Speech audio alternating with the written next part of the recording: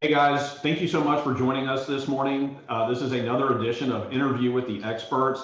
We've actually taken kind of a break from it the past few months, but it's something that we're really happy to get back to.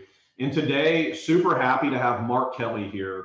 Mark is from Lucas Funeral Home, and I just got a chance here the last 30 minutes to get to know Mark a little bit and talk to him. And he's got phenomenal information for you guys today. There is so much to the funeral and burial industry that even as an estate planning attorney, I was completely unaware of. And so I think you guys are going to get a lot of good content out of this today. Now, I'll kind of tell you guys a little bit about Mark. So Mark attended the University of Texas. Mark has done some different things in life, lived in some different places, some really interesting places, different parts of the country. But the Lucas Funeral Homes, that is his family business from his mom's side. And you all have been around since 1860, is that right? Yep, it's our 161st year serving families in North Texas. Okay, so tell us a little, I love these old stories of these businesses that have been around a long time. Tell us a little bit about how we got from 1860 to now. My great-great-grandfather, Wingate Hezekiah Lucas, left his father's farm in Dallas. His brother King stayed there. He came to my great farm in Dallas. Yeah, I know, a farm in Dallas. Right. And he had two of his sons. King stayed there. Wingate took the property in Grapevine, which was out on the south part of where the airport is now. They used to call it the Flats or the Estelle area. And he had a general store. Part of the general store was providing pine boxes for burial. And of course, the next year when the Civil War started, that became a bigger part of the business. And through that, he had 9 children, and my great-grandfather was one of 9. And 2 of the boys moved to town into Grapevine. Dave and Wink were their names, and they moved it to an establishment on Main Street in 1889. Then they passed away within days of one another, and my great-grandfather bought their widow's interest out, J.T. Lucas, and thus, began what it is now. And we're 6th generation family owned. That's amazing, 6 generations. Yeah. The second location was opened in Fort Worth in 1929. Okay. The third in Hurst in 1962. Okay. And now through acquiring some other family owned places and building some new ones ourselves, we have 15 funeral homes and 2 crematories spread over 4 or 5 counties. Okay. And my understanding is that most of your funeral homes, we kind of, the eastern edge is going to be Grapevine, and you go all the way, you go west and southwest, right? Right. West out near Breckenridge and Cisco, Eastland, Strawn, Ranger, and then down south of that in Brownwood and Comanche. Okay. And let's talk a little bit in detail about what you guys offer. Okay. Because you were telling me that you guys don't own your own cemetery. No. You help manage some cemeteries, but so tell us, precisely what is it? What are the services that you guys offer families? Full service funeral home, meaning that all things encompassing any kind of funeral, life celebration, dealing with burial, traditional burial. We own and operate our own crematories. We have 2 of those. So anything to do with cremation as well, all pre-arranged or pre-planned funeral services also, and connect people up with their veterans benefits as well. And so, and we were talking about this earlier when we were getting to know each other, but you guys basically, if somebody has an arrangement with you guys and they call and say, my mom passed or my husband passed, you guys will get the body. And we're talking about funerals and burials, so we're gonna get, a little bit of graphic content here, but you guys get the body from, say, the hospital, and you transport it to one of your facilities. Is that correct? Correct. We receive deceased into our care at hospitals, at hospices, at people's homes, and bring them into our care at the funeral home and or the crematory, deciding on what the family's wishes are. And of course, that will also include receiving a deceased into our care and then transporting them, taking them to DFW airport and flying them all over the world. And we receive people from all over the world as well. And I'm curious, my office here in South Lake, where we are right now, I have so many clients that have moved in the last 5 years, 10 years from all over the country, some the world too. As DFW has just exploded in population growth and business, have you guys been sending a lot more bodies to different parts of the country and the world in the last 5, 10 years? Absolutely. Okay. Absolutely. But a lot of those folks that, I guess to counter that or add to that, people that move here do want to remain here, even, or they may bring a loved one here, and final disposition would be bury them here or place them in a columbarium. That's a niche that an urn goes in, which is what that's called. But there are a lot of options for what you can do with cremation other than just that. Okay. And so also you guys will get, if somebody is going to have a graveside burial, obviously you transport the body to the graveside, right? And then you will also arrange the police escort for the family. So once we do the service or the celebration or whatever it is, and we're going to the graveside, talk a little bit about kind of the things that you guys arrange for families. Well, all of that encompasses, I mean, you have to talk to a family about everything from the clothes that we'll use an example of a grandmother, let's say our grandfather, that if there's going to be a viewing, that they want them to wear. You have to help coordinate with whatever cemetery that they're going to be buried in, the police escorts, as you said. And then do they want it just to be traditional with a pastor? Do they want other people to speak? The music, are you going to have any other celebratory type things like a butterfly release or a dove release or a bagpiper? We just added a custom Harley hearse to our fleet. So we have a trike hearse or motor trike Harley that pulls a custom glass hearse for it's pretty neat. There's a lot of Harley fanatics out there, so I can see called Last Ride. Okay. DFW.com is what I just took it to the Colleyville Chamber of Commerce last week for a lunch. We were recognizing first responders and last responders. Okay. Because a little known story, and this will be trying to be my only digression. We were the first funeral homes, were the first responders for 70 years. From 1900 to 1970, we were the ambulance service. Oh, wow. It wasn't funded by your tax dollars, fire department, police were. So, there's still old timers all around this area that can tell you, my wife gave birth in one of your granddad's ambulances. They took me to the hospital and I was in a car accident or whatever. So it sounds odd now, but it was very normal for a Lucas Funeral Home ambulance. That's who did it. Okay. That's a little strange. Yeah. I mean, and your family's business is, we can basically track Texas history through your business, right? I mean, all the way from 1860 till now. So, and let's talk about this. So in my law practice as an estate planning attorney, what I preach to my clients is that if you pre-plan and you prepare when these bad things happen. So, guys, let's face it, right? We're all, none of us are going to get out of here alive, right? This is going to happen to all of us at some point and all of our loved ones. So, but if you pre-plan and you prepare, the level of stress that you deal with whenever that person passes is so much less because you're prepared. And also, usually I tell my clients too, it's less expensive to go ahead and get things put in place ahead of time. There's always less expensive and less stressful than the aftermath when you just, somebody passes, you've done nothing and you run to the funeral home or you run to the probate attorney. What are your thoughts on that? Yeah, absolutely. Well, and that's just more than just my thoughts. The funeral service or business is regulated by two entities, federally by the Federal Trade Commission, and here in the state for pre-planning the funds is by the Texas Banking Commission. So the Federal Trade Commission backs us up on this. This is one area where I think the government's done a great job.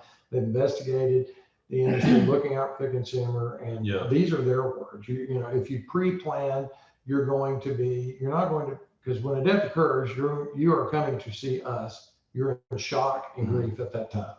And so if you're in a much better and advantageous position to make those purchase choices and planning when you are just coming with a cool head Yeah. and planning it, than when you're coming in, boom, your mom's passed and you're in shock and grief. Yeah. Now, I will say this, there's a popular myth out there that when you're that way, you're apt to just overspend out of guilt. And I've not seen that. Okay. I know there are probably historically some funeral directors out there, like in every, right? Like in attorneys and accountants or teachers or police, there's always a bad apple somewhere, but Right. the majority of us don't do that. Nobody's on commission no funeral directors making arrangements for us. We're trying to give you the best possible arrangement. Okay. There's no quota or anything of that nature.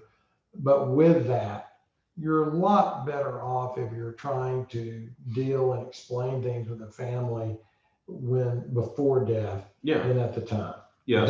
That's the main thing. And then another advantage too, I believe, of getting something locked in ahead of time with the funeral home is that I'm locked into 2021 prices. Okay. And if I pass away in 2050 or 2060, my family is still locked into that 2021 price. Is that correct? Yep. You're freezing the cost now, and you're going to save thousands of dollars because everything goes up. I mean, right. We see that a lot with people there are people that come in, and my grandfather, his name is Zippy. And then we've had several of the old timers come in and say, Zippy told me I'd be glad I did this one day. Right. And I've saved $8,000 or $10,000. So you're thinking clearer when you pre-plan. You're saving money because you're freezing the cost, and hopefully, and this is really important, as important as those two other areas, try and put some thought into, for your survivors, what music do you want? Who do you want to participate? Are there things that you really, and I know a lot of people they can't think about that. They don't want to think about it, unfortunately. The same thing with my estate planning practice. Yeah, but you're helping your family. Right. Yeah, exactly. And so guys, that's again, if some of you guys may be my clients, I mean, that's one of my big points of my job is to let everybody know that if you do these things ahead of time, when it comes to that moment of crisis, that moment of grief, to have everything already laid out is just so much easier for everybody. And another thing I think that's helpful for pre-planning is that people can pay out over time. Is that right? Y'all offer plans. Talk a little bit about different plans you guys offer. You can pay in one lump sum or up to 10 years. Okay. Installment plan. So that's pretty much it. And that, I think the not getting the sticker shock, right? Of saying, okay, I've got 10 years to pay this out, instead of just writing a check for the full amount, 4 days after your spouse passes is obviously emotionally going to be a lot easier. Now, I have a lot of clients who are veterans. We have a lot of veterans here in DFW.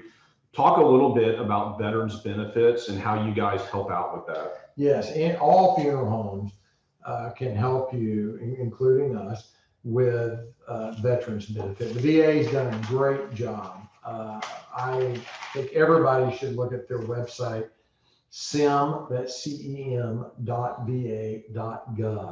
and it'll explain their benefits as a veteran for burial. So if you've been a veteran and you choose to be buried or your urn placed at a national cemetery, the Veterans Administration will pay, not for the funeral service and not for the casket or the urn, but for the space, and for you have 15 to 20 minutes for service time out at a pavilion at a national cemetery. So that's paid for the veteran, the spouse, and the dependent child. And that's, it's a great option. And it's a very well run. All those cemeteries the work those people do is incredible. And so you guys at Lucas, my understanding is that you're very experienced and knowledgeable, and you're really the conduit between the family and the veteran services. Is that correct? We are, and yeah, that's the best way to go. You can contact the National Cemetery yourself. I think it's a lot easier if you just go through the funeral home, but we just have a special spot in our heart for veterans. We've had family members in harm's way going back now to relatives that fought in the American Revolution and in the War of 1812. The only thing I've missed is World War I. I don't know if it was birth order or what. I can't find anybody that fought in that yet, but every other conflict. And we've got them in harm's way right now as we speak. So I mean, I can sit and just tell you stories about Navy and, Army and whatever, but so it means a lot to us. At some point in time, one of us is probably going to shed a tear during the day. We're not just immune or callous, but we do have to be firm and be resolute and strong for the people in grief. We can't just be breaking down. But yeah, absolutely. For veterans or a fallen peace officer, or a child. It's the toughest. Gives an extra level of emotion. I think.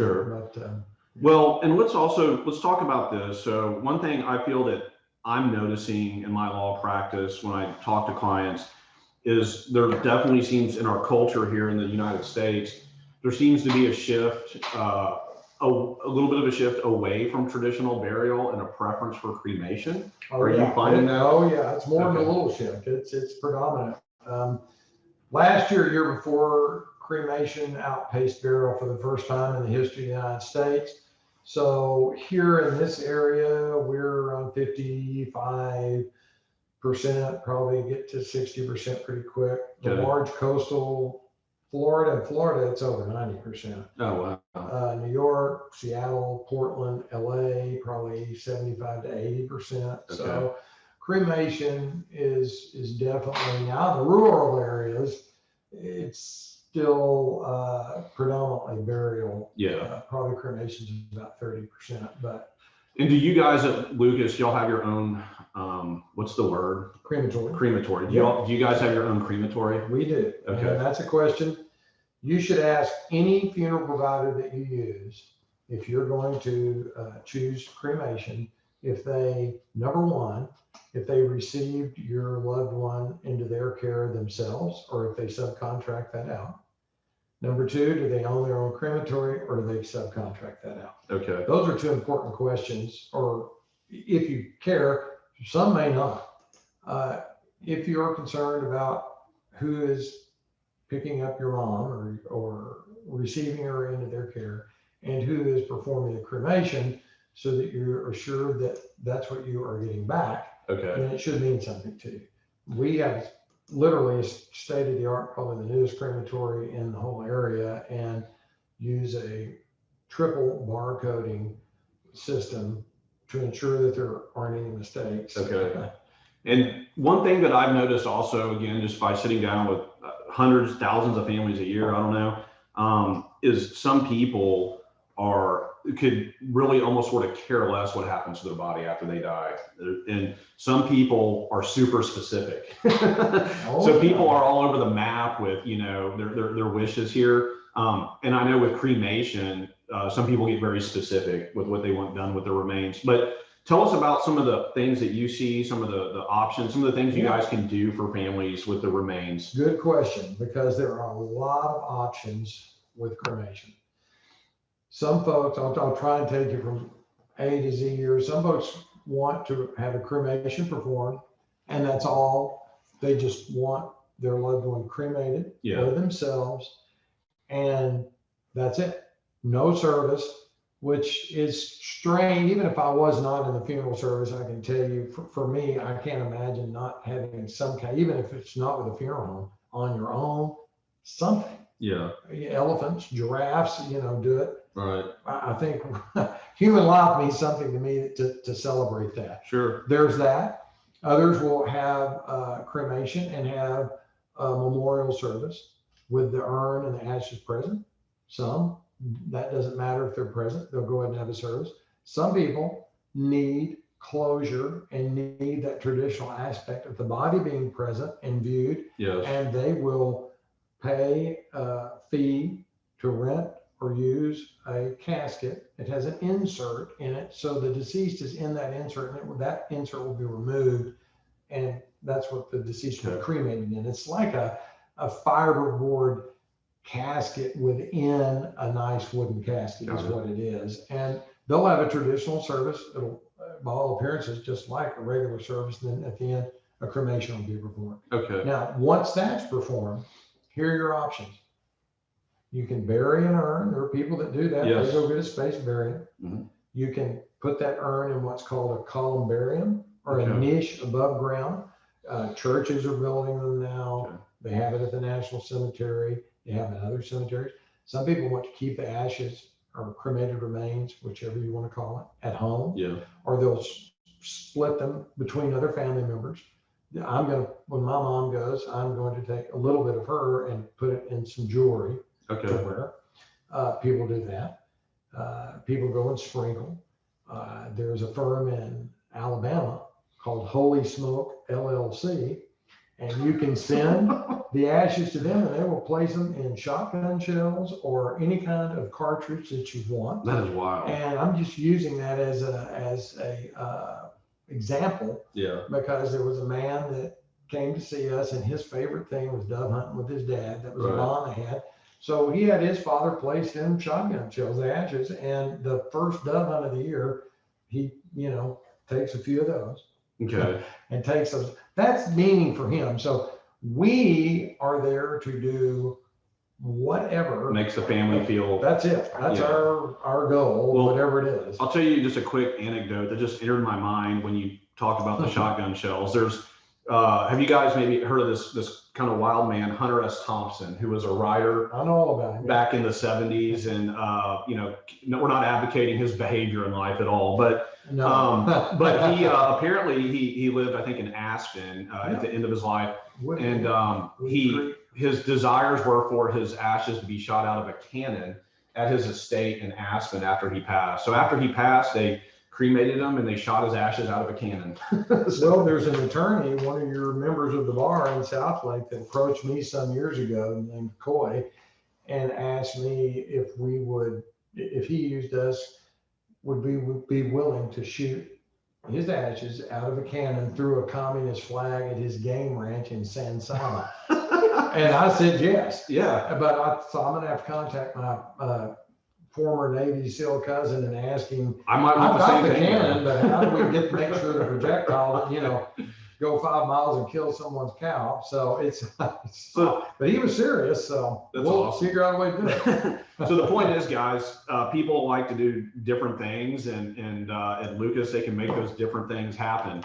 And let's talk. I had never even heard of this stuff, I don't think, but you were telling me when we were catching up earlier about some sort of cutting edge body disposal. I don't know the best word to use. Final disposition. Final disposition of the body, some kind of cutting edge things that are being done in some other parts of the country. This is just in the form of, I feel like really my role to carry on the legacy of my grandfather and all my ancestors is to educate, because there's so many myths out there, especially about this business. And, lawyers are picked on too, and are the brunt of all jokes. So I think I need to educate, and none of this is happening in Texas yet, but I'm just giving you an idea of what could be headed our way as alternatives to cremation, called flameless.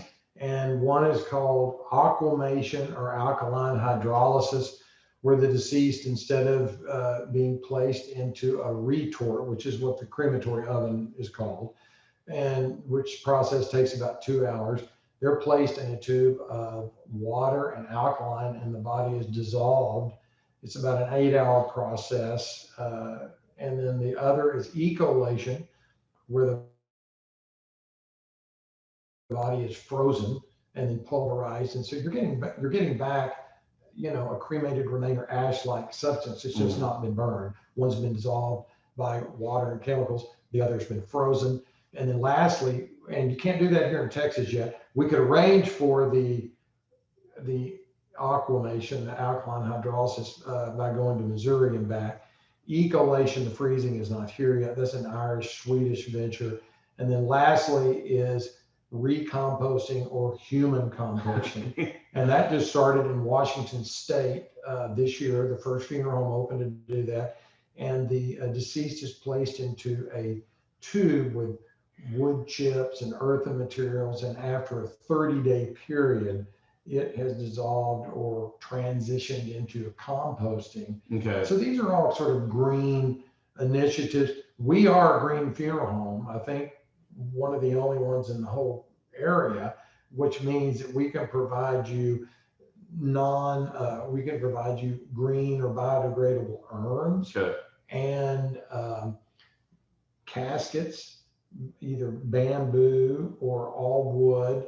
And then you have to, of course, find a cemetery that has a green section in it as well, which means that nothing in that section, no bodies can be embalmed. There's not outer burial containers to put in of concrete. Everything has to be natural.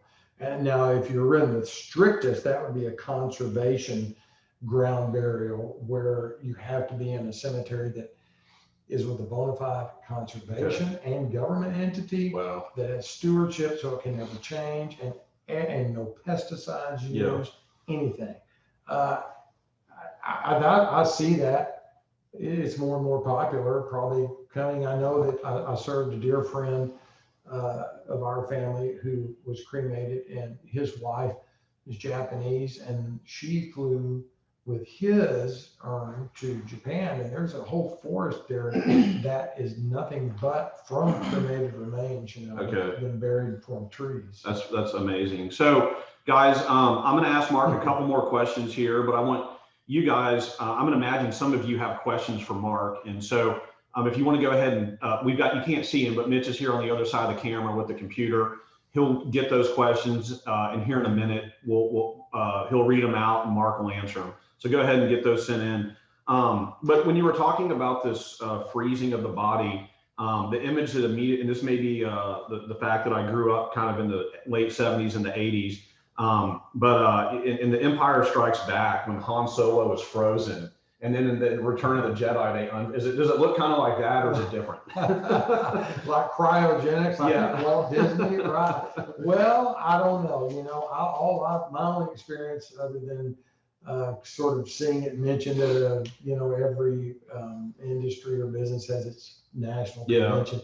I saw it mentioned, so I looked it up online. I just looked up ecolation to see what it, and they just had an animated thing with the deceased placed in a tube and brought down to below zero, and then it's kind of pulverized. So, because it's brittle. That's wild. So it breaks apart easy. I literally, until today, I didn't even know that option existed. So that's wild. But so whenever, with my services here as an estate planning and a probate attorney, obviously we're in a huge metro area. My clients have other options, right? The customers that come to you, they have other options, right? So just talk a little bit about why Lucas, your customer service, and why Lucas is a good option. Okay. Well, of course, I'm biased, I guess, because it's my family, but speaking subjectively, even if I wasn't part of this family, I can tell you just from watching my family members, because I moved away from here for a long time, 23 years, and was out of this business. So I came back with sort of a different, kind of like an outsider who used to be on the inside. Yes. And all I can tell you is that for us, we truly we're a business because it's a for-profit model, and we have to keep the doors open to serve others. But it's really a ministry mixed with a service as well. And we operate from the heart, and so does everybody that works with us. If they don't, they won't work with us much longer. And that's it. We're there we're not the most expensive. We're not the least expensive. We're about in the middle. Okay. I would say, you're going to spend anywhere from $9,000 to $14,000 probably for a traditional funeral. Okay. That's everything. Now that's not including the cemetery space that you're going to have to purchase. But we really try and guide people to less expensive, smaller cemeteries if they want that. If they don't, some people, cost is not an issue. Okay. But we're not trying to gouge anyone. All of this discussion that we're having, which is important, the overriding thing is to just try, to me, is to focus on telling that deceased story. And really, that's what celebrating their life is, talking about their accomplishments, their challenges, the meaningful humor, try and get the family and the friends involved. That's what it's about. But since we're, talking to your clientele here, I will tell you that I'm approached by ladies and gentlemen like Brandon on a regular basis, financial planners, estate attorneys that say, I've got my clients in all the best position and everything except this slice of pie that's missing is the final plan. I hear this all the time. Right. I didn't realize. I'm kind of amazed. I thought the folks that have the wherewithal, to see an attorney like yourself would have that done. So I don't know if it's just a mental block and they don't want to do it. I think so. I experienced the same thing in my practice, and that's why all you guys that have good, comprehensive, up-to-date estate plans, pat yourself on the back, because we as people, we don't like to think about our own death. We don't like to think about our spouse or our parents' death. I think that's kind of just a common thing. And then, so is the best way for folks to find you these days, maybe on the internet, if they want to get in touch with Lucas? Absolutely. Okay. Lucas Funeral Homes, that's with an S.com. And I'll say, guys, too, I've had over the years, I've had several clients whose families have used their services, and I've always heard really good things. So never heard anything negative. Always heard positive things here in my office about Lucas Funeral Homes. So now we're going to open this up. Website one more time. I'll put it in the lucasfuneralhomes.com with an S, because if you don't put the S in, you're going to have a funeral in Ohio pop up. Okay. I'm sure they're great folks. lucasfuneralhomes.com. Yes, sir. Okay, so Mitch, do we have any questions that have come about for Mark? We do. Okay. So the first question is, can you speak to the option of cremation, since freeze drying versus cremation? Which I think you kind of touched on that, but I don't know. I'm not sure what cremation is, so I'm going to need to be educated on that. Yeah. Ask that again. So the question says, can you speak to the option of cremation? And then in parentheses, it has freeze drying versus cremation. the ecolation versus cremation. Well, our of course expertise and familiarization is cremation, since we operate our own crematory. So flame is used. I know that we meet all the EPA standards, and the pollutant is not near to the fact of what jet airlines or cars are emitting. So there's that. As far as the ecolation, like I say, I don't have any personal experience with it. It was a venture between, it was an Irish-Swedish venture. So I think that's probably being performed more in Europe now. I don't know if it's come to the States, but basically you're just looking at a freezing of the deceased versus using flame. Okay. I mean, opposite ends of the spectrum for sure. It does a similar job. Yeah. Right. But you'll get back a similar related item. In other words, about a pound and a half of cremated remains or ashes, and you're going to do the same thing from ecolation. And you're just getting it from a different process. And just so everyone knows here, I do not like cold weather at all. So I will not be doing that personally. I prefer the fire. You're going to Arizona instead of Michigan? South Florida. Well, go ahead. It's a question. I'll throw one thing in though, especially for your top clientele. If they're positioned financially in the state and planned well, and a lot of people I know, they'll say, I have a cousin that did this. Well, I've got insurance. That's fine. And you probably insured up, but you're not going to freeze the cost of the funeral service with that insurance. Inflation is you'll have enough to cover it. Yeah. But why not freeze it if you can? Okay. Perfect. Absolutely. Any more questions? No pun intended with the ecolation. Yes. The next question is kind of a two-part question. So the first part, is what may I do with the 2 boxes of relatives' ashes in my closet? And the second part, may I bury my brother's ashes in my mother's grave? And if so, how is that arranged? Yes to the last. And I'll just, you know what? And I don't care if these folks can, it's just going to be easier. My cell phone's on there. You give it to them. You call me. My cell phone is 817-313-8288. And maybe Mitch can give me your names so I'll know who I'm talking to when you call. For the person that has the 2 boxes of cremated remains, why don't you call me and we can discuss? I mean, the options are unlimited. If you want to bury them, you're going to have to purchase cemetery property unless you are lucky enough to have a family farm somewhere that you can negotiate a way to bury them there. You can spread the ashes. You can share them with different family members. You can put them in an urn and display. I mean, there's a lot of different options. Let's talk a little bit about spreading ashes. So, and this is kind of a interesting anecdote. A few years back, I don't know, maybe 3, I saw something in the news cycle where so many people were showing up at Disney parks with cremated remains and spreading them that I guess it became maybe kind of a health issue. And apparently now Disney parks, when you go through the gate and they're checking your bags, they're not just checking for weapons, they're checking for cremated ashes, and you're not allowed in with them.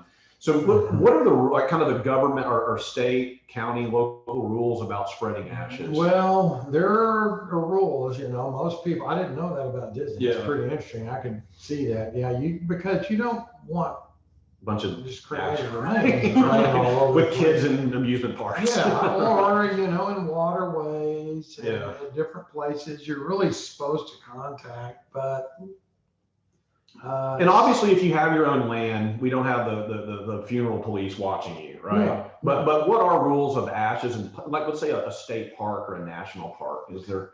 yeah, usually no. Okay. So yeah, you need to since the funeral police is probably going to be difficult for the Right. funeral police to find you, I would just say, do what, Yeah. go with your heart and do what you want to do. Just make sure that you Yeah. do it in a nice, discreet way. Okay. Fair How enough. about that? That's good. Okay. Any other questions, Mitch? Yes, there's, how much does cremation normally cost? Oh, real quick before to the person that wanted to know about placing the ashes with his wife or It was mom.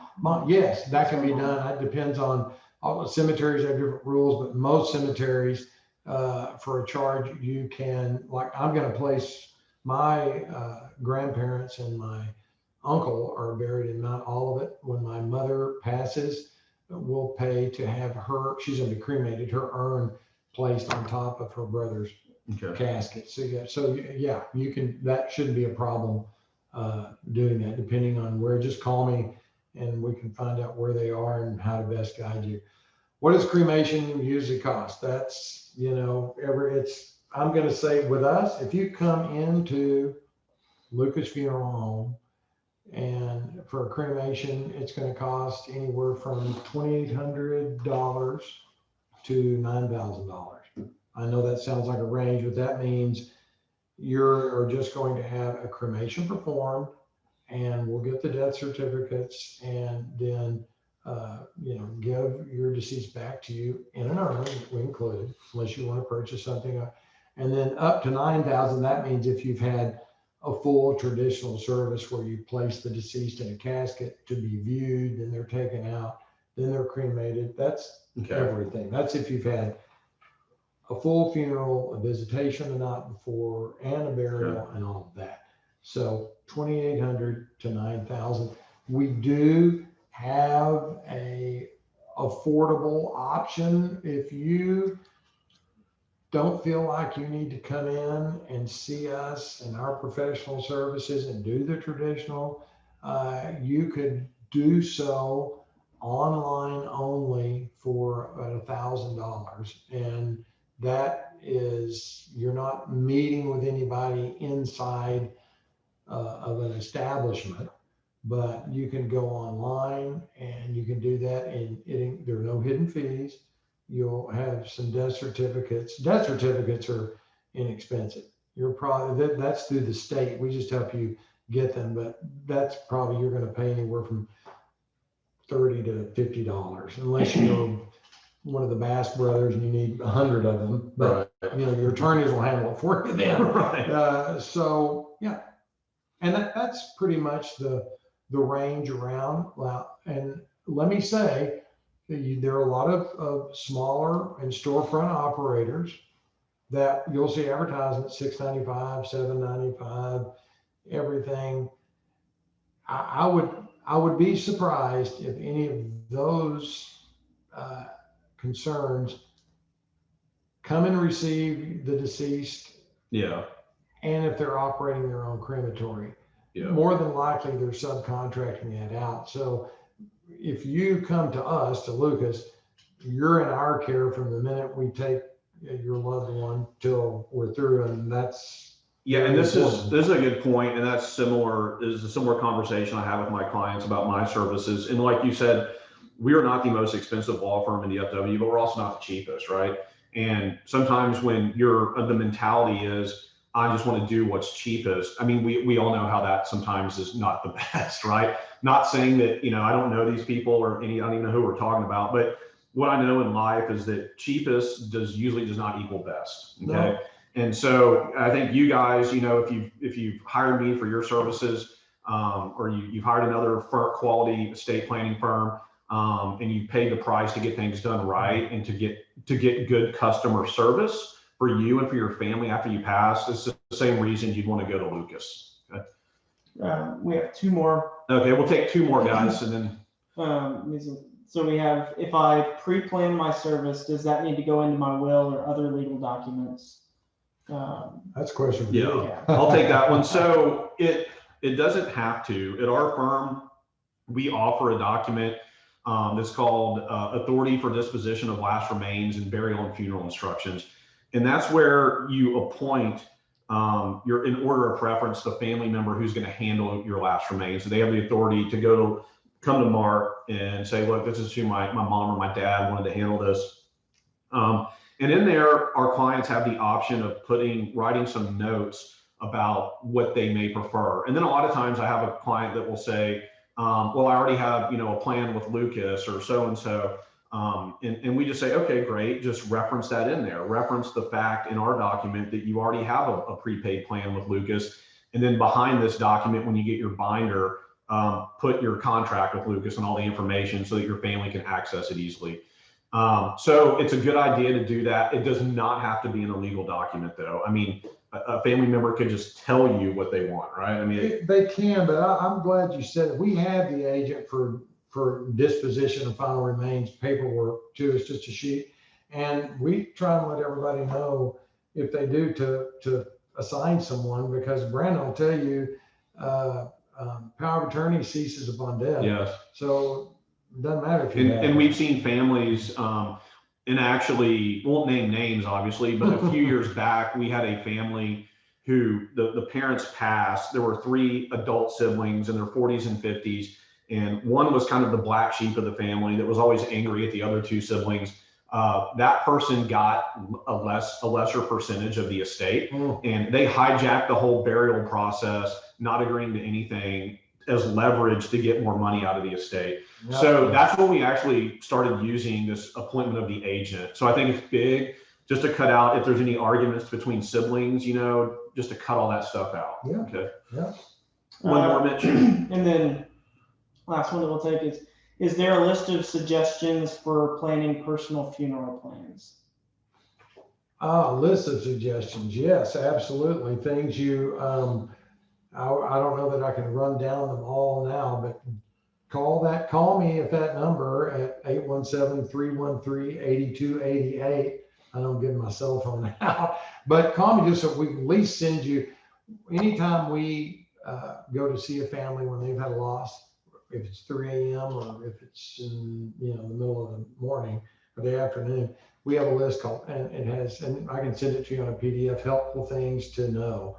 So it's a list of things that you're going to need to know when you come to see a funeral provider, because there's a lot of, you Yeah. know, little family historical things you need to know that at the time you're probably going to blank on because of the state you're in.